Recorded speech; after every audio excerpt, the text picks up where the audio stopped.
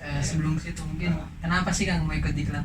Tuh, cuma Aduh, jangan ditanya masalah kenapa ikut diklat. Aku terjerumus ke lembah hitam ini. mungkin bisa diceritakan kok terjerumus kenapa? Apa karena senang udah rasa feel di Dirgabala atau emang rasanya ini kayaknya menarik? Oke, kalau mengulas masalah sejarah mungkin bisa dibilang terenyuh. Terenyuh, sedih, senang, senep.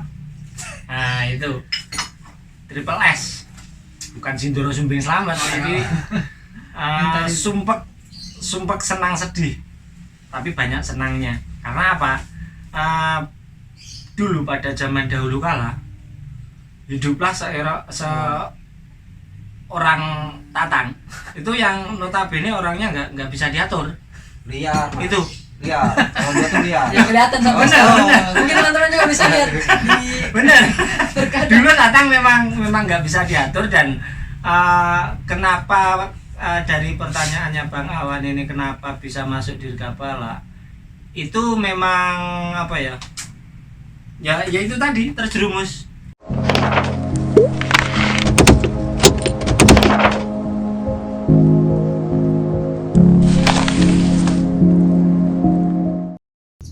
sebelum situ mungkin kenapa sih Kang mau ikut diklat? Tuh, cuma Aduh, jangan ditanya masalah kenapa ikut diklat. Aku terjerumus ke lembah hitam ini. mungkin bisa diceritakan kok terjerumus kenapa? Apa karena senang udah rasa feel di Dirgabala atau emang rasanya ini kayaknya menarik? Oke, kalau mengulas masalah sejarah mungkin bisa dibilang terenyuh. Terenyuh, sedih, senang, senep. Nah itu triple S, bukan Sindoro Sumbing Slamet. Jadi sumpek senang sedih, tapi banyak senangnya. Karena apa? Dulu pada zaman dahulu kala hiduplah seorang tatang itu yang notabene orangnya nggak bisa diatur, liar Mas. itu liar, kalau dia tuh liar Ya kelihatan sama Bener. Mungkin teman-teman juga bisa lihat di benar.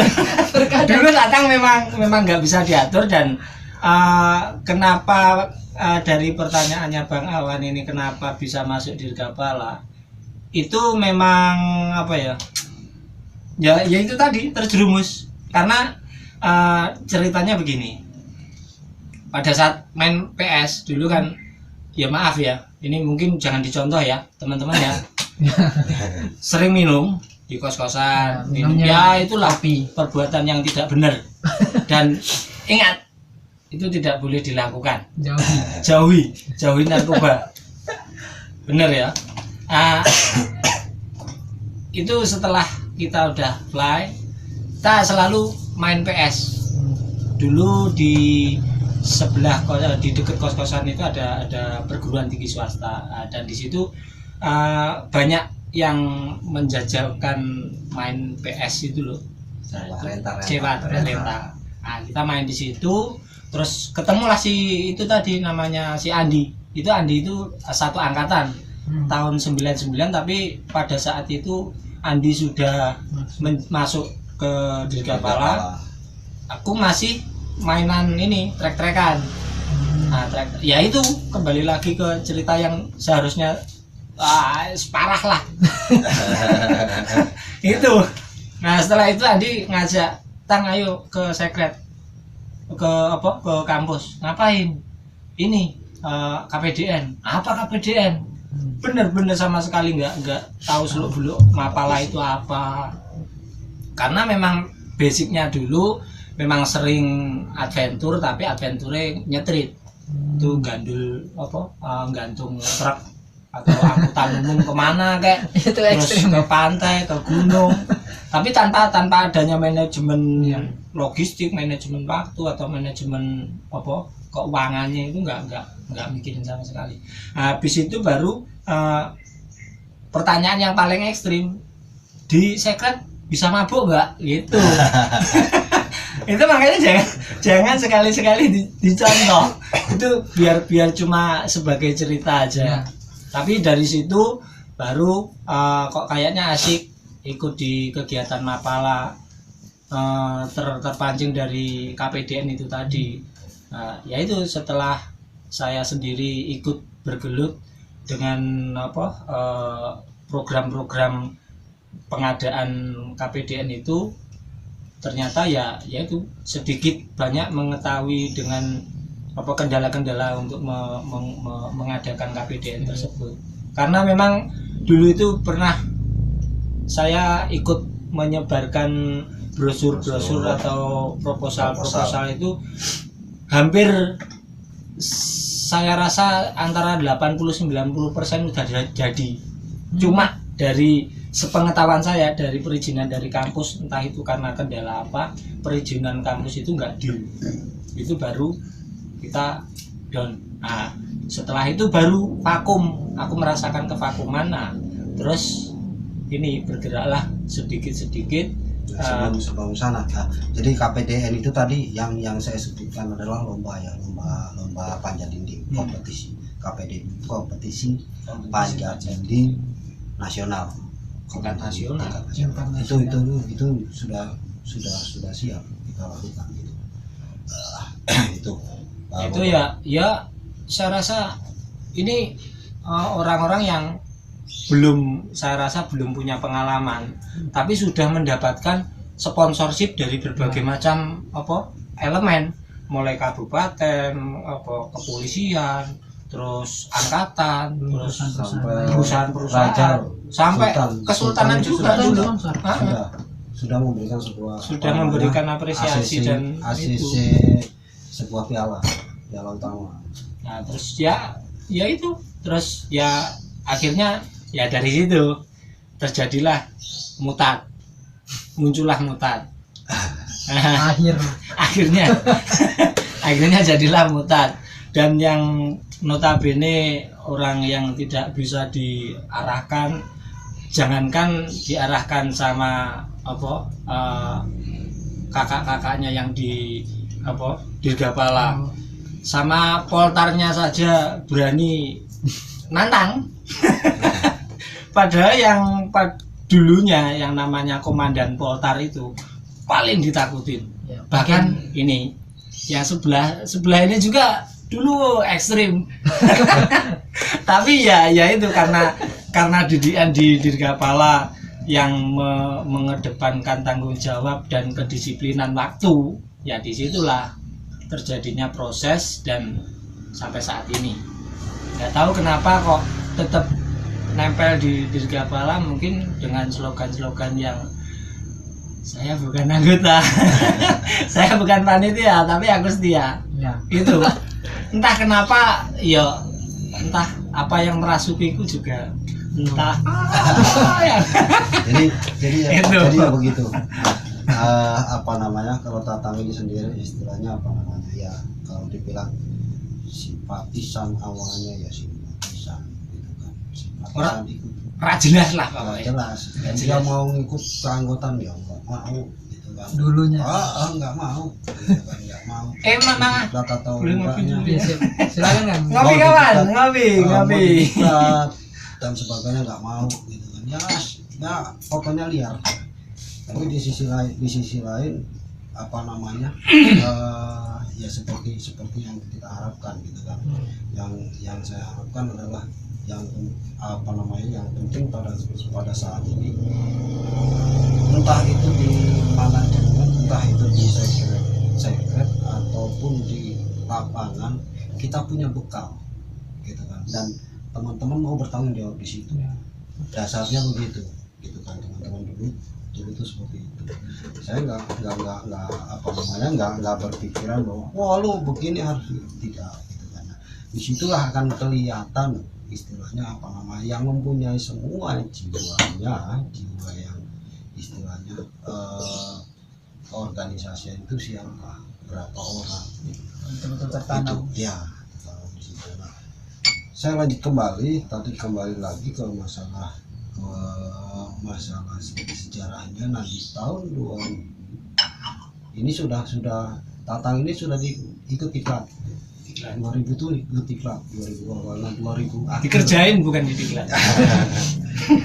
Itu pun tanpa skenario. Tanpa skenario, Tanpa tanpa skenario. adanya keinginan Proposal, apapun. apa namanya, dia mau masuk calon anggota, yo enggak. Ya. Berarti kayak dijebak. Iya, Ah. iya semacam dicoba. Ya itulah yang Jatuh tadi camping. yang tadi tak sebutkan, aku terjerumus ke lembah hitam di kepala ini sampai saat ini. Diajak tuh sama salah satu almarhum ya, anggota kita juga. Dulu almarhum soalnya itu, keakrabannya Mas- sama si almarhum tersebut. siapa? Arif Mas Arif Arif Budiman. Budiman. Mas Arif Budiman, dia dan beberapa akrab di situ, ya diajak ikut. Awalnya di situ. Itu angkatannya Kang Tatang. Senior 9. senior di STTKD angkatan 98. 98. Oh. Mas Arif itu angkatan 98 almarhum gitu kan. Nah pada saat diklat dia ngikut itu pada saat diklat angkatan kedua 2000, angkatan ketiga itu kita diklat, dia baru masuk ikut diklat. Jadi dia ngikut sama adik-adiknya. Iya. Tapi itu bukan diklat, dia nggak mau, bukan mendaftar diklat pada saat itu, tapi dirumuskan untuk diklat sekalian gitu kan. Udah sekalian lah kita ngobrol-ngobrol dan sebagainya, kita sekalian aja nih anak nih jadi anggota sekalian gitu kan. Nah akhirnya kita diklat juga, ikut cemplung, dan peralatan waktu itu peralatan pribadi yang dibawa pun seadanya gitu. Mana ada cuma bawa depek pun apa ya? Perasaan malah nggak bawa.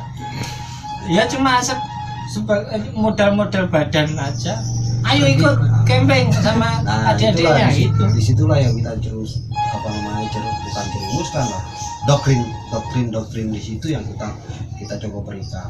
Ini nggak apa-apa lu begini aja, lu nggak apa-apa, kamu nggak apa-apa, lu nggak apa-apa, kamu begini aja gitu kan. Yang penting yuk nanti kalau ada kegiatan yuk ikut partisipasi. Nah ternyata gitu kan, pada saat berjalannya waktu dari sekian anggota itu yang bersama dengan Atang waktu itu di kota waktu itu, yang hilang juga banyak kan yang mereka gitu, yang ini ya sempat vakum juga sih, sempat hilang juga gitu kan, sempat nggak tahu kemana pencarian jati diri gitu kan. Nah disitulah di tahun 2000-an kita mulai lagi pengemasan, dan tiap tahun itu kita ada yang namanya musyawarah besar. Itu sudah mulai pembahasan lagi anggaran dasar tangga kita tetapkan di situ, dan ada perubahan lagi kita tetapkan di situ. Lembaga juga sudah mulai melirik gitu kan, kegiatan kita gitu kan. Meskipun kemarin sudah gitu kan, tapi cuma ya dipandang sebelah mata.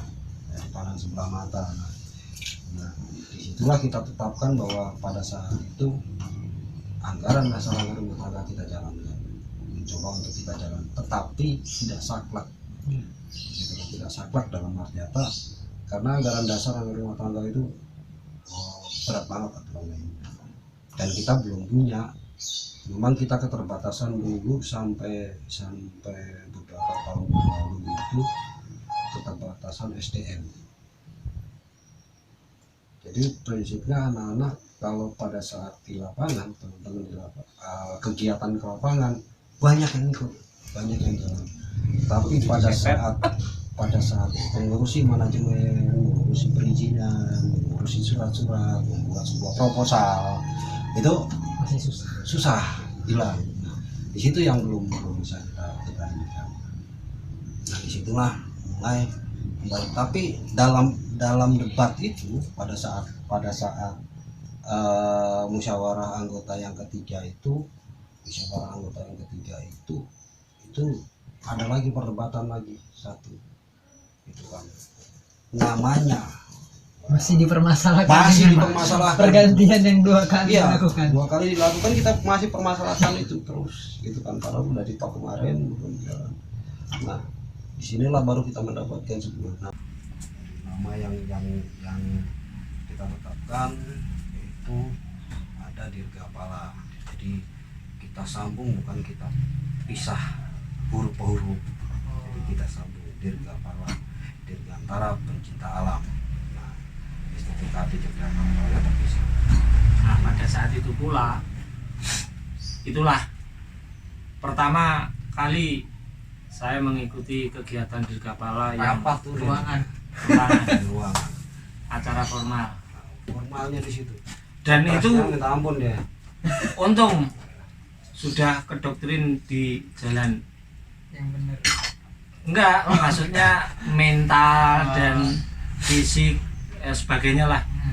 3 hari 3 malam di karantina di kampus, nggak boleh keluar.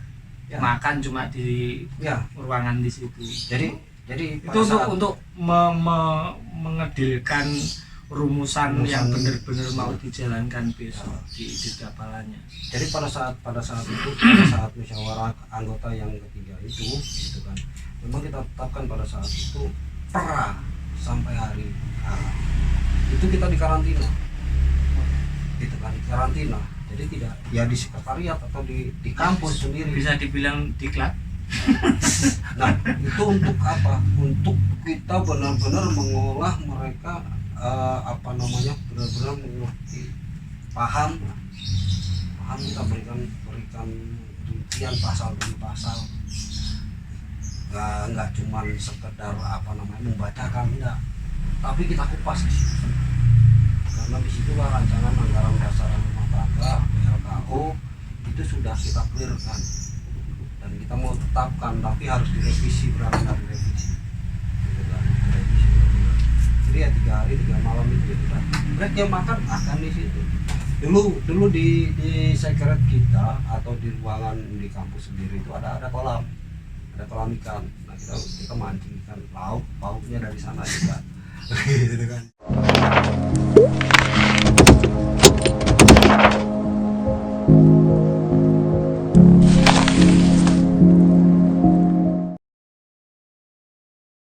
Dan sekarang posisinya di mana letaknya dulu? Kan kalau sekarang kan kolamnya kayaknya udah Nah, Di pesawat itu. nah, ya tinggal kolam pesawat.